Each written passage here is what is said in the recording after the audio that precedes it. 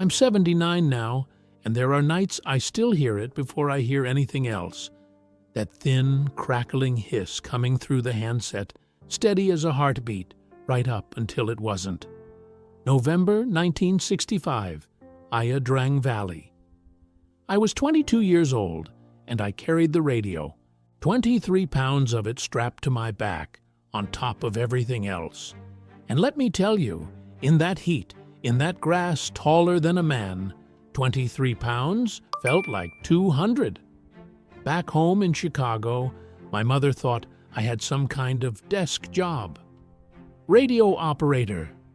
Sounded safe to her. I never corrected her. Truth is, the radio operator was the man everybody needed, and the man everybody watched. Command needed my voice to find us.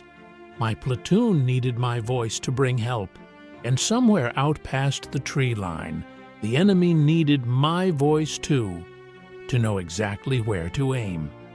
I didn't know yet what those 3 days would take from me. I didn't know I'd leave something out there in that grass that I'd spend the rest of my life looking for. I just knew the static never stopped, and neither did the shooting. We'd landed that morning in the helicopters, dust and elephant grass whipping so hard you couldn't see the man next to you. I remember the smell first, diesel fuel, sweat, and something green and wet that I'd never smelled before. Vietnam smelled alive, even when it was trying to kill you. Sergeant O'Connor found me before I even got my footing. "Carter, stay on my hip. Wherever I go, you go. You're no good to me 30 yards back." He didn't say it unkind. He said it like a man protecting something valuable, and I understood I wasn't valuable. The radio was. Frank Sullivan was next to me, 19 years old, from some farm town in Nebraska, chewing gum like it was the only thing keeping him calm. He looked over at the antenna sticking up off my back and said, "They see that thing before they see you, Carter." I laughed because I didn't know what else to do with that kind of true. By noon, the grass around us started moving different than the wind moves it. O'Connor's hand went up. Everybody dropped. Then the world opened up. The first burst of fire doesn't sound like the movies. It sounds like the sky ripping. I hit the dirt so fast I bit my own tongue, tasted copper, and my hand was already on the handset before my brain caught up to what was happening. "Any station, this is Alpha 16. We are in contact. Request." I don't even remember finishing the sentence. Somewhere behind me, Sullivan was firing into the grass at shapes I couldn't see, and O'Connor was crawling toward me, yelling for coordinates I had to pull out of my own memory, because the map was folded wrong in my pocket, and I didn't have 3 seconds to fix it. The static in my ear was the only steady thing in the whole world. Everything else was noise, men shouting, brass hitting the ground, somebody screaming for a medic 2 rows over, but that hiss in my earpiece stayed the same pitch no matter what. I held onto it like a rope. "Copy, Alpha 16. Birds are inbound." That voice on the other end, calm as a man reading the weather. I didn't know his name. I never got his name. But for a few seconds, he was the only person in that valley I trusted completely. We moved maybe 40 yards in an hour. 40 yards on our stomachs. Radio pressed against my spine like it was trying to become part of me. Every time I lifted my head to get a bearing, O'Connor's hand came down on my helmet. Not rough, just firm, like he was saying, "Not yet, not yet." Sullivan took a hit to the shoulder somewhere in there. I didn't see it happen. I heard it.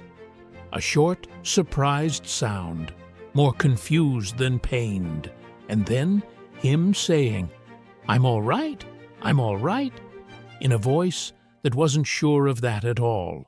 O'Connor patched him with a field dressing while I called it in, my hands steadier on the handset than they had any right to be. That's the strange thing about carrying the radio. You don't get to fall apart. Other men can duck their heads and just survive the next 10 seconds. I had to survive the next 10 seconds and stay clear enough to say our position out loud, correctly the first time, because command wasn't going to ask me twice. I remember thinking, if this radio goes out, we go with it. That thought sat in my chest for 3 days and never once let go. Night came and the shooting didn't stop, just changed shape, became flashes instead of shapes, sound instead of sight. We dug in where we could, which wasn't much, just scraped out hollows in ground that fought you for every inch. Sullivan lay next to me, shoulder wrapped, still cracking jokes, though quieter now. "Hey, Carter, your mother know what kind of desk job this is?" I told him no, and to keep it that way if he ever met her. He said he'd shake her hand and lie straight to her face if it came to that. That's the kind of thing you remember 50 years later. Not the gunfire, but a 19-year-old with a hole in his shoulder promising to protect a lie for you. I ran the radio checks every hour, on the hour, whispering coordinates into the dark. My throat went raw from talking low and urgent for so many hours straight. My back had gone past, aching into something numb and separate from me, like it belonged to someone else. O'Connor came by near midnight, crouched beside me a second. "You're doing fine, Carter." 4 words. I lived off them till morning. Day 2, the heat came back worse than the day before, if that's possible. My canteen had gone warm as bathwater by mid-morning, and I was rationing sips like a man rationing minutes.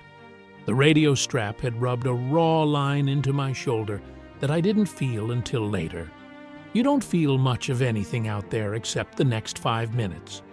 We lost a man that afternoon, not from my squad.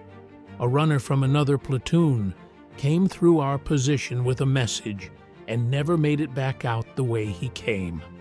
I didn't know him, didn't even catch his name before he went down not 30 feet from where I lay. But I remember his boots, scuffed up bad on the left one, like he'd walked 1,000 miles in them already. I called it in anyway, had to. Position, casualty, request for extraction when it was possible. My voice didn't shake saying it. That's the part that still gets me all these years later. My voice didn't shake. Something in me had already learned how to say those words like they were just words.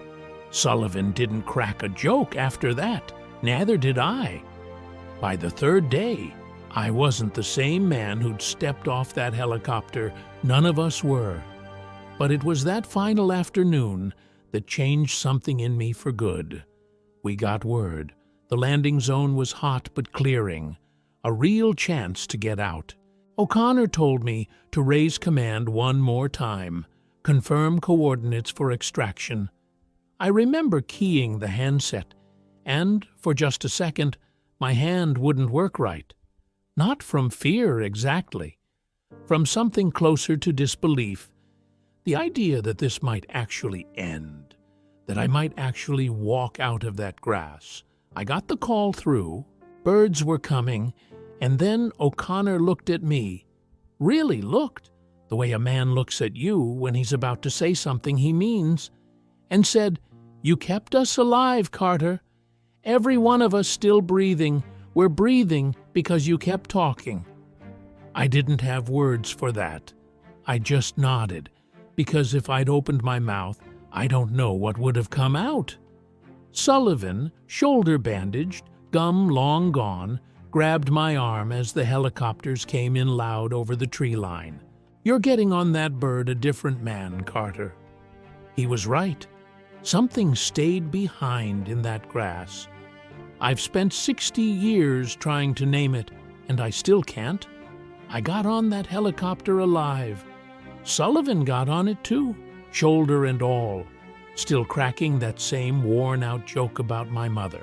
O'Connor came on last, counting heads the whole way, like he couldn't quite believe the number. I've told pieces of this story before to my kids, to a few men who understood without me having to explain. But I've never told all of it. Not like this, not in order. If you've stayed with me this far, I'd love for you to subscribe and walk through these memories with me. There's more of this story, and more like it, and I think it matters that somebody besides me remembers. Because here's the thing, nobody tells you about carrying that radio for 3 days straight. It's not the weight on your back that stays with you. It's the weight of every voice you talked into staying alive. I flew home to Chicago in the spring of '66. My mother hugged me at the airport and said I looked thinner, older around the eyes. She still thought I'd had some kind of desk job. I let her keep thinking it a little longer. Frank Sullivan and I wrote letters for years after. Nebraska to Illinois, Illinois to Nebraska, until the letters just naturally slowed down the way they do. Life filling in the space where the war used to be. Sergeant O'Connor. I saw one more time at a reunion in '78. He shook my hand and said the same 4 words he'd said in that hollow in the ground. "You're doing fine, Carter." I believed him more that second time. I never found the words for what I left in that grass in Ia Drang. Maybe it wasn't something with words to begin with. Maybe it was just the version of me that existed before I learned how to say a man's position and a man's death in the same steady voice. I carried a radio for 3 days.